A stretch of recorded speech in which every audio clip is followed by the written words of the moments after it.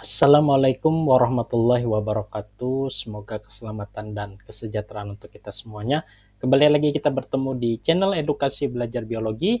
Belajar biologi, kenali diri, raih prestasi, wujudkan budi pekerti. Halo semuanya, kali ini kita akan belajar tentang jaringan ikat. Salah satu jaringan penting dalam tubuh hewan dan manusia. Kita akan bahas mulai dari pengertian, ciri-ciri, jenis-jenis, hingga fungsinya. Yuk kita simak baik-baik. Jaringan ikat adalah jaringan yang berfungsi menyokong, mengikat, dan menyambung antar jaringan lain di dalam tubuh. Selain itu, jaringan ini juga mengisi rongga-rongga antar organ dan berperan dalam perlindungan serta penyimpanan. Ciri khas jaringan ikat yaitu terdiri dari sel-sel khusus dan matriks berupa cairan, gel, atau padat. Di dalam matriks terdapat serabut-serabut protein seperti kolagen dan elastin. Jaringan ini juga biasanya memiliki pembuluh darah. Adapun komponen dari jaringan ikat itu bisa kita lihat pada gambar di slide ini.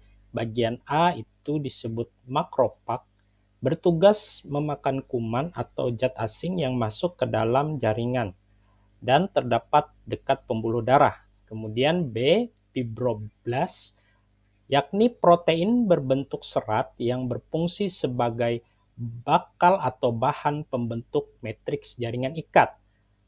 Kemudian bagian C, sel tiang atau mast cell, berfungsi sebagai penghasil heparin untuk pembekuan darah dan histamin sebagai peningkat permeabilitas kapiler darah.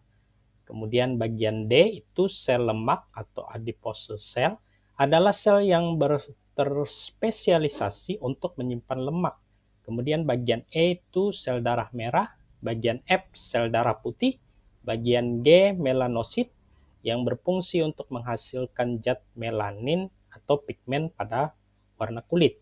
Kemudian ada juga komponen matriks dan serabutnya, yakni bagian H itu matriks komponen cair pengisi jaringan ikat yang terdiri dari serabut dan bahan dasar yang menyebabkan matriks menjadi lentur.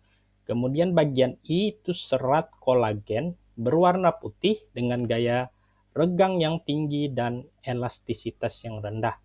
Kemudian bagian J itu serat elastik berwarna kuning serta memiliki daya elastisitas yang tinggi. Kemudian bagian K itu serat retikuler berbentuk jaring elastis rendah dengan bahan penyusun yang sama dengan kolagen namun lebih tipis. Fungsinya adalah sebagai pengikat antar jaringan ikat lainnya. Klasifikasi jaringan ikat antara lain yang pertama, ini bisa kita lihat pada gambar di slide ini.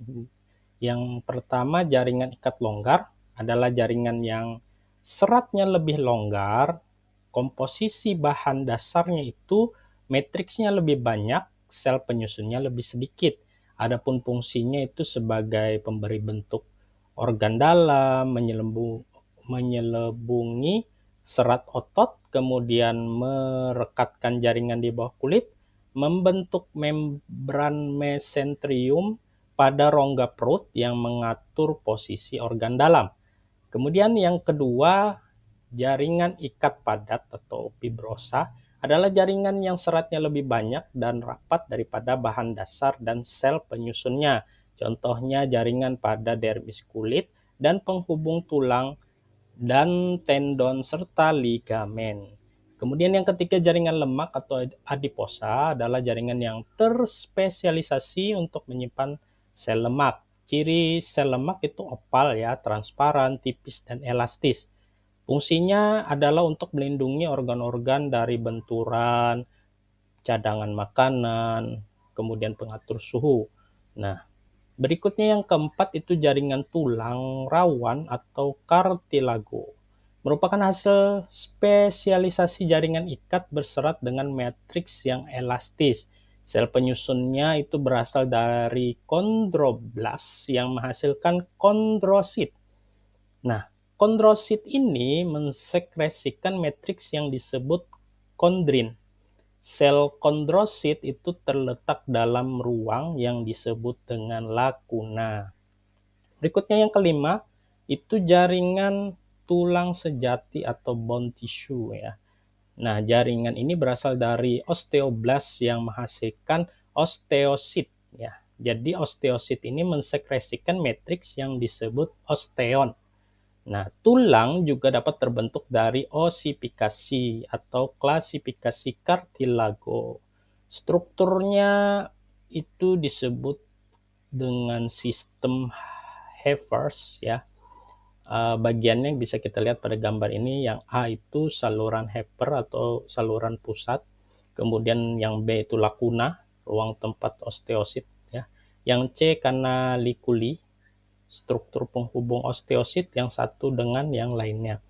Yang D namanya lamela atau lapisan konsentris matriks yang keras dan kuat ya. Yang E itu disebut dengan matriksnya tersusun atas serabut kolagen dan mineral kalsium serta fosfor.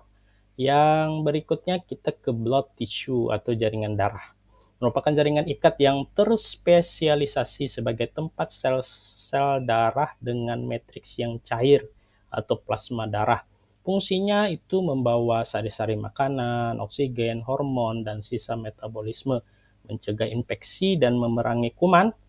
Berikutnya ada penyusun daripada jaringan darah, yakni ada plasma darah, yaitu bagian cair darah yang terdiri itu dari air, albumin, globulin, fibrinogen. Kemudian ada sel darah merah atau eritrosit, itu mengandung hemoglobin yang berfungsi sebagai pengikat oksigen ya. Kemudian ada juga leukosit atau sel darah putih. Nah, ini perhatikan pada gambar di slide ini, itu ada beberapa macam ya tipenya. Nah, fungsi leukosit sendiri itu berfungsi sebagai pemakan kuman dan zat asing ya yang masuk ke dalam tubuh. Nah, macam-macamnya itu ada granulosit, kemudian leukosit bergranula ya. Contohnya neutropil, eosinofil, dan basofil. Kemudian ada juga tipenya agranulosit atau leukosit tidak bergranula. Contohnya monosit dan limfosit.